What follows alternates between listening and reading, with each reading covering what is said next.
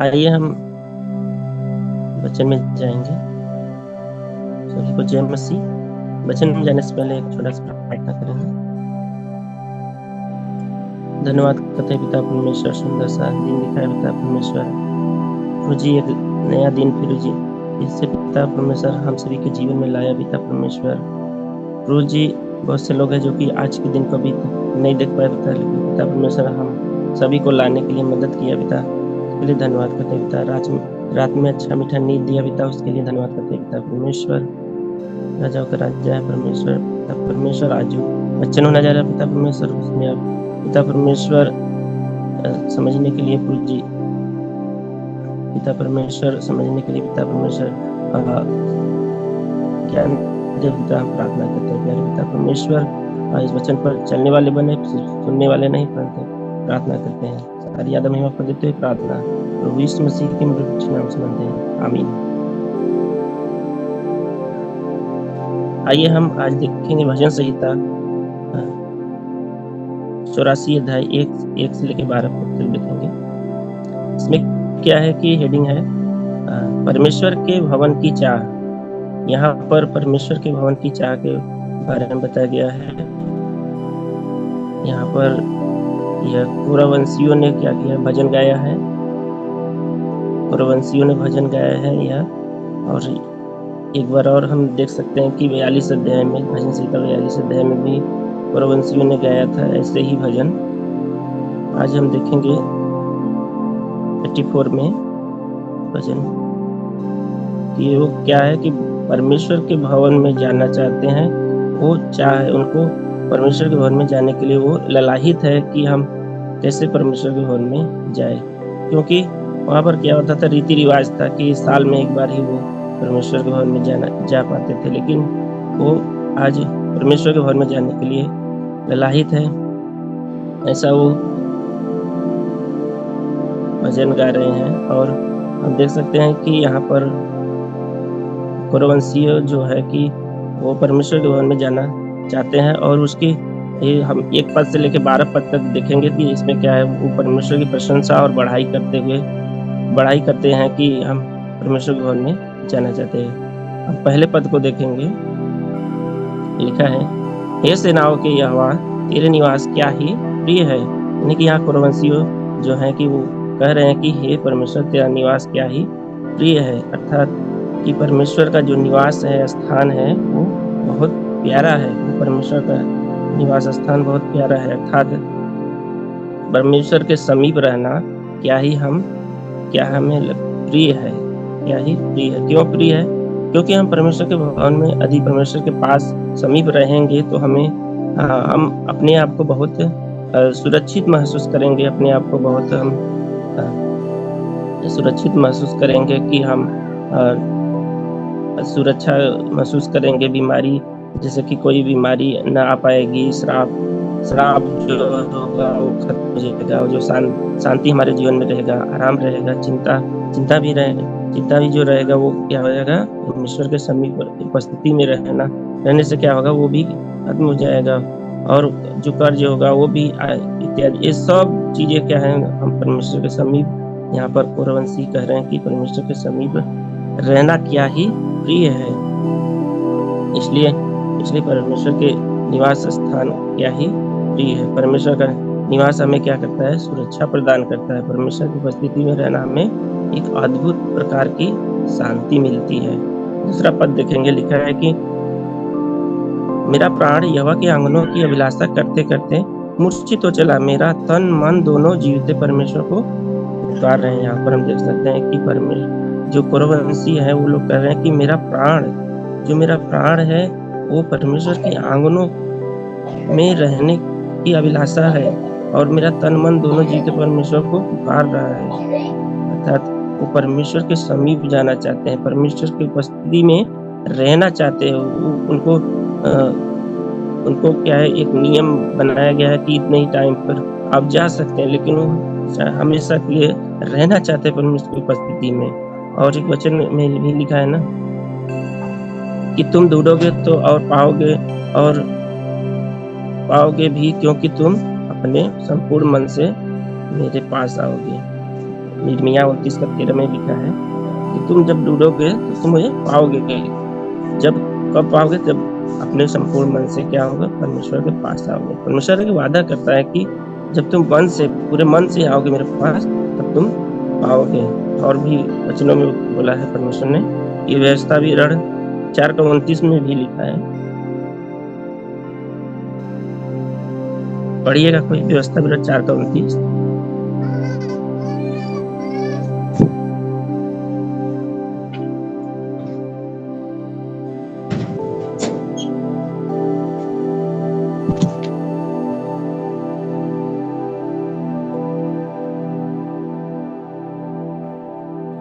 व्यवस्था विवरण 4 अध्याय का 29 पद लिखा है, पढ़ेंगे।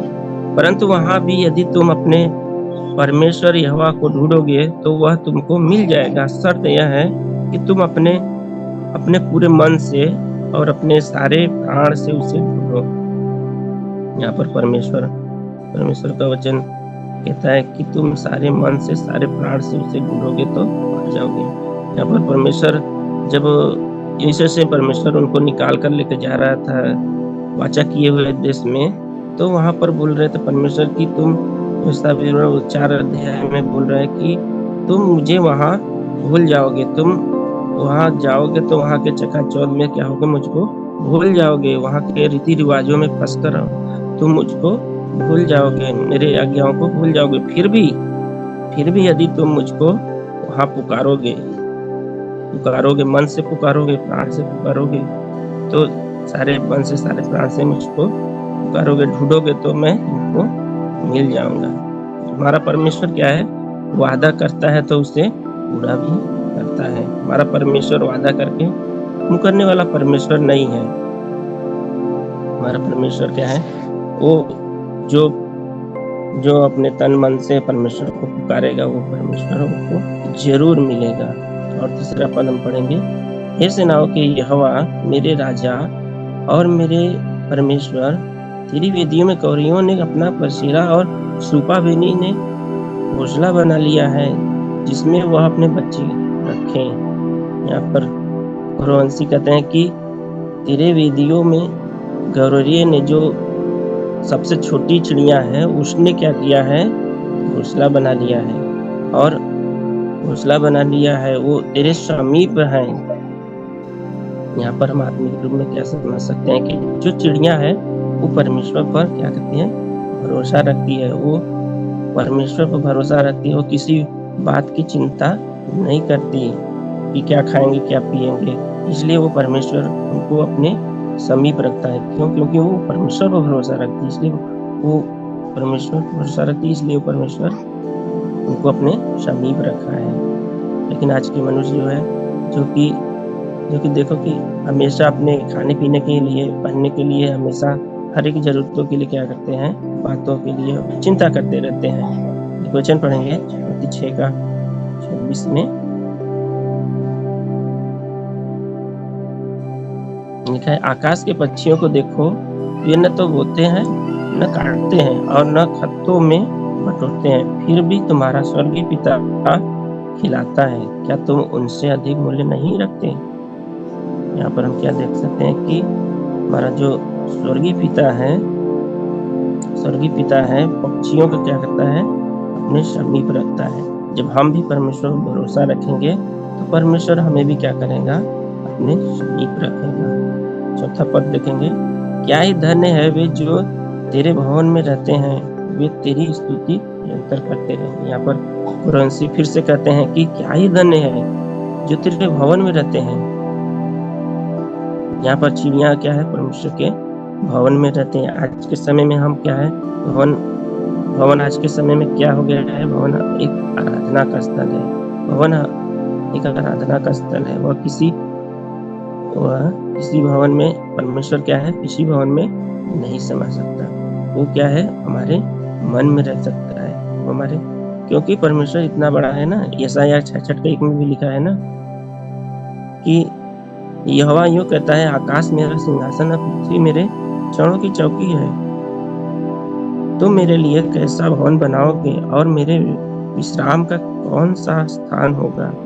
अर्थात इसमें कह सकते हैं कि परमेश्वर के लिए हम घर नहीं बना सकते, परमेश्वर घर में नहीं रख सकते, परमेश्वर हमारे हमारे क्या है, मन में रह सकते हैं। परमेश्वर के हम क्या है, स्वयं परमेश्वर के मंदिर है। आज हम परमेश्वर के भवन है। पहले क्या होता था कि साल में एक बार परमेश्वर के पास लोग पुराने नियम में जाते थे, भवन में जाते थे, लेकिन अब क्या है, जब परमेश्वर ने तो मेरा मंदिर हो, तो हम कहीं भी परमेश्वर से विनती, आराधना, विनती कर सकते हैं। यीशु मसीह ने क्या किया है, नए नियम में क्या किया है, सारे बंधनों को, सारे नियमों को क्या है, खत्म कर दिया है, तोड़ दिया है परमेश्वर यीशु मसीह ने। तो हम क्या है, परमेश्वर के क्या है, मंदिर है। अगला हम पद देखेंगे 5। क्या ही धन्य हो मनुष्य जो तुझसे शक्ति पाता है, और वे जिनको सिय्योन की सड़क की शुद्धि रहती है। यहाँ पर फिर पूर्ववंशी कहते हैं कि क्या ही धन्य हो मनुष्य जो तुझसे शक्ति पाता है, जो परमेश्वर के समीप रहेगा, जो परमेश्वर की उपस्थिति में रहेगा, वो जरूर हर एक कमजोरी समय में क्या है, उससे शक्ति पाता रहेगा। हर एक बीमारी में क्या है, वो बल क्या है, शक्ति पाता रहेगा। वचन है यशायाह 40:29 में लिखा है ना, यशायाह 40:29 में लिखा है, वह थके हुए को बल देता है और शक्तिहीन को बहुत सामर्थ्य देता है। हमारा परमेश्वर थके हुए को क्या करता है, बल देता है। जो शक्तिहीन है, जो शक्ति नहीं है, उनको परमेश्वर क्या आता है, सामर्थ्य देता है, ताकि वो चले। जो परमेश्वर के समीप रहते हैं, वो अर्थात भवन में है, वह जरूर सिय्योन को देखेंगे। दूसरा नीचे लिखा है ना कि वो सिय्योन की सड़क की शुद्धि रहती है, उन्हें सिय्योन की सड़क की शुद्धि रहती है। अर्थात जब हम परमेश्वर के समीप रहेंगे तो हमें इस उद्देश्य से हम परमेश्वर के पास जाते हैं कि हम एक दिन क्या होंगे, सिय्योन में जाएंगे, अर्थात स्वर्ग में हम परमेश्वर के साथ जाएंगे। उनको यही कहता है, शुद्धि रहती है। और लिखा है 6 पद में, वे रोने की तराई में जाते हुए उनको सोते का स्थान बनाते हैं, फिर बरसात की अगली वृष्टि उनमें आशीष ही आशीष बजती है। इसमें हम क्या समझ सकते हैं कि क्या वचन क्या कहना चाहता है कि जो लोग रोते हैं, जो लोग बीमारी में रोते हैं, जो लोग अपने पाप क्षमा के लिए रोते हैं, जो हर एक जरूरतों के लिए रोते हैं, अपने जो कर्ज में है, जो श्राप है उनके ऊपर, वो रोते हैं, वो क्या होते हैं, वो रोना उनका एक दिन क्या होता है, सोता बन जाता है। परमेश्वर आपके हर एक आंसुओं का क्या करता है, हिसाब रखता है। एक दिन क्या होगा, वो सोता बन जाता है, सोते का स्थान बन जाता है, और वो अगले क्या है, बरसात में आशीष ही आशीष बरसती है। बाइबल में हम देख सकते हैं कि हन्ना ने भी क्या किया था, हन्ना ने भी अपने आंसुओं को बहाया था बेटा पाने के लिए। उन्होंने क्या किया, आंसुओं को बहाया, तो परमेश्वर ने उसकी कोख खोली और परमेश्वर ने उसके आंसुओं को क्या किया, आशीष में बदल दिया। और देख सकते हैं कि पापनी स्त्री भी क्या है, यीशु मसीह के पैरों को आंसुओं से धोती है, आंसुओं से क्या करती, भिगोती है, तो वहां पर भी प्रभु यीशु मसीह उसके पाप को क्षमा करते हैं, और उसको आंसू क्या होते हैं, उसके आनंद में बदल जाते हैं। तो आज हम क्या करें, आज से हम भी प्रभु के पास जाए, अपना टूटा हुआ दिल लेके प्रभु के पास जाएं, आंसुओं के साथ प्रभु के पास जाएं, तो प्रभु जरूर आपके आंसुओं को आशीष में बदल देगा। आगे 7 पद में देखेंगे, वे बल पर बल पाते जाते हैं, उनमें से हर एक जन जीवन में परमेश्वर को अपना मुंह दिखाएगा। जो परमेश्वर के समीप रहते हैं ना, वो बल पर बल पाते जाते हैं, बल पर बल पाते जाते हैं, और एक बल पाते जाते हैं, और और क्या है कि वो सिय्योन में अपना मुँह दिखाएँगे। एक वचन पढ़ेंगे यशायाह 40:31 पढ़िएगा। कोई पढ़िएगा ब्रदर, यशायाह 40 अध्याय का 31 पद।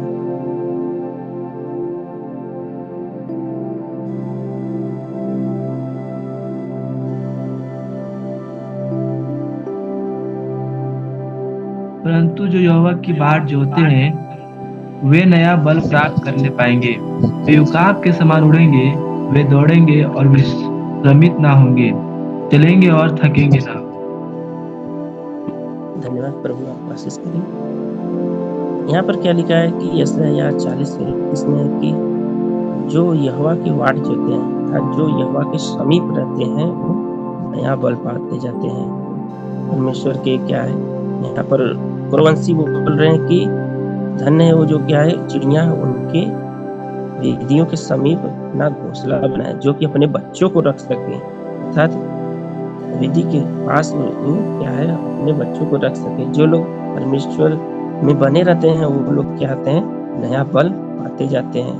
वो उकाबों की नाई उड़ेंगे, वो क्या है दौड़ेंगे, श्रमित ना होंगे और थकित भी ना होंगे।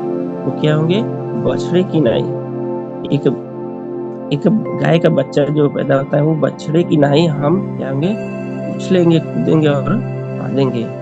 जब हम परमेश्वर के समीप परमेश्वर की उपस्थिति में रहेंगे, परमेश्वर की हर आज्ञाओं का पालन करेंगे तो हम क्या होंगे नया बल पाते जाएंगे और हम कभी थकित ना होंगे, कभी श्रमित ना होंगे, हम कभी कमजोरी ना महसूस करेंगे। बोलिए 8 पद देखेंगे। हे सेनाओं के परमेश्वर यहोवा मेरी प्रार्थना सुन, याकूब के परमेश्वर कान लगा। हमारा परमेश्वर जो है ना वो सुनने वाला परमेश्वर है। वो हमारा परमेश्वर सुनता है, हमारी प्रार्थनाओं को सुनता है। यहाँ पर फिर से लोग प्रार्थना कर रहे हैं, गुहार लगा रहे हैं परमेश्वर से।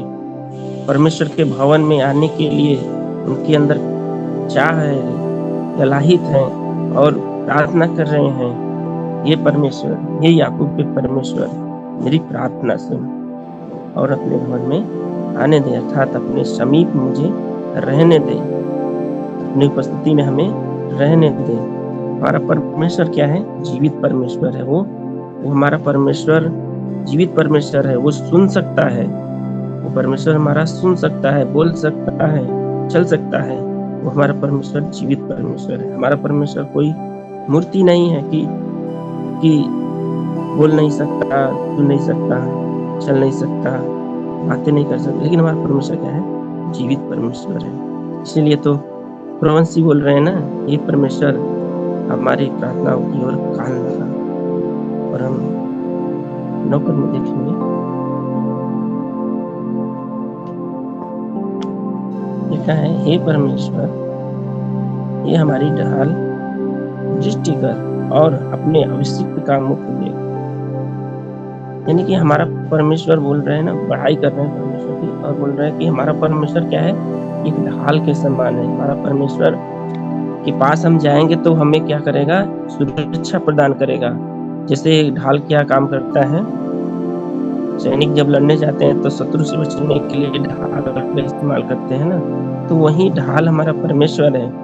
हम परमेश्वर के समीप जाएंगे तो हम परमेश्वर की उपस्थिति में चलेंगे तो परमेश्वर हमें क्या करेगा हर एक शैतान के तीरों से हमें क्या करेगा बचाएगा। कुरवंशी कहते हैं कि हे परमेश्वर मुख देख। यहाँ पर कह रहा है कि मुख देख, हमारा मुख देख कर तू जान जाएगा कि हम कितने ललाहित है, कितने हम उतावले हैं प्रभु परमेश्वर के पास जाने के लिए। हम मूर्छित हो चुके हैं, हम मेरा प्राण पुकार रहा है तुझे, हमारा तन मन क्या है मूर्छित हो चुका है ये देखने के लिए। ऐसा यहाँ इस पद में बोल सकते हैं।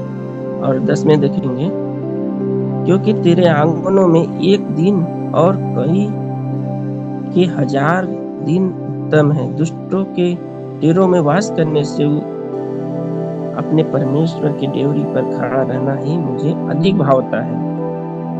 यहाँ पर हम क्या देख सकते हैं कि प्रवंशी कहते हैं कि मैं 1000 दिन संसार में बिताया, लेकिन एक दिन परमेश्वर के समीप बिताऊं तो मैं धन्य हो जाऊं। क्योंकि संसार 1000 दिन से परमेश्वर के एक दिन ही उत्तम है। हालेलुया। हम दुष्टों के पास रहने से अच्छा है कि हमें परमेश्वर के साथ रहूं, परमेश्वर में मैं रहूं, वही मेरा क्या है, यही मुझे क्या है, भावता है। 11 पद देखेंगे। क्योंकि यहोवा परमेश्वर सूर्य और ढाल है, यहोवा अनुग्रह करेगा, महिमा देगा। जो लोग खरी चाल चलते हैं उनसे वह कोई अच्छी वस्तु रख न छोड़ेगा। अर्थात हमारा परमेश्वर क्या है, परमेश्वर की बड़ाई करते हुए कह रहा है कि परमेश्वर हमारा क्या है, अच्छा प्रदान करता है। वो हमारा सूर्य और ढाल है। सूर्य ढाल बन के हमें क्या करता है, सुरक्षा प्रदान करता है हमारा परमेश्वर। जैसे हम देख सकते हैं कि इसराइलों को जब मिस्र से परमेश्वर निकाल के ले जा रहे थे तो रात के समय में क्या हुआ, वो सूर्य के समान आग का खंभा उनके साथ साथ चल रहा था। अर्थात हमारा परमेश्वर रात के समय में उन्हें क्या करता था, एक सुरक्षा प्रदान करता था, एक सुरक्षा प्रदान कर रहा था। और नीचे दूसरे लाइन में क्या लिखा है, वो अच्छी वस्तुएं न रख छोड़ेगा जो खरी चाल चलते हैं। जो खरी चाल चलते हैं वो परमेश्वर उनके लिए अच्छी वस्तुएं न रख छोड़ेगा। अर्थात उनके लिए हर एक उपाय परमेश्वर उनके लिए हर एक रास्ता खोलेगा। हर एक परेशानी में परमेश्वर उनको हर एक जरूरतों को परमेश्वर पूरा करेगा। कोई खरी क्या है, अच्छी वस्तुएं न छोड़ेगा। परमेश्वर के हम यदि परमेश्वर के समीप यदि हम खरी चाल चलेंगे, जैसे परमेश्वर हमारा वादा करता है तो उसको पूरा भी करता है ना, उसी प्रकार हम भी परमेश्वर की क्या करें, खरे चाल चले तो परमेश्वर हर एक जरूरतों को परमेश्वर में पूरा करेगा। और हम लास्ट वचन देख के खत्म करेंगे। ये सेनाओं के यहोवा, क्या ही धन्य है वह मनुष्य जो तुझ पर भरोसा रखता है। यहाँ पर हम क्या देख सकते हैं कि फिर बोल रहे कि ये सेनाओं की यहोवा, क्या ही धन्य जो मनुष्य तुझ पर भरोसा रखता है। यहाँ पर हम अपने ज्ञान बुद्धि का सहारा न लेके बल्कि हम क्या करें, परमेश्वर पर भरोसा रखें। वो क्या है, चिड़िया क्या करती है, कल के बारे में नहीं सोचती, कल क्या खाएं क्या पहनें, लेकिन वो क्या कहते, परमेश्वर पर भरोसा रखती। इसलिए वो क्या है, परमेश्वर उनको अपने समीप रखा है, विवेदियों के पास अपना घोंसला बनाए हुए है। तो वही वो लोग कह रहे हैं कि हम भी तेरे भवन में आना चाहते हैं प्रभु, भवन की चाह है हमें, हम तेरे भवन में आना चाहते हैं प्रभु। यानी कि जब हम परमेश्वर पर भरोसा रखेंगे, परमेश्वर पर हम क्या करेंगे, भरोसा रखेंगे। नीति वचन 3:5 में भी लिखा है ना कि तू अपने समझ के सहारा न लेना, वरन संपूर्ण मन से यहोवा पर भरोसा रखना। तो हम जब संपूर्ण मन से यहोवा पर भरोसा रखेंगे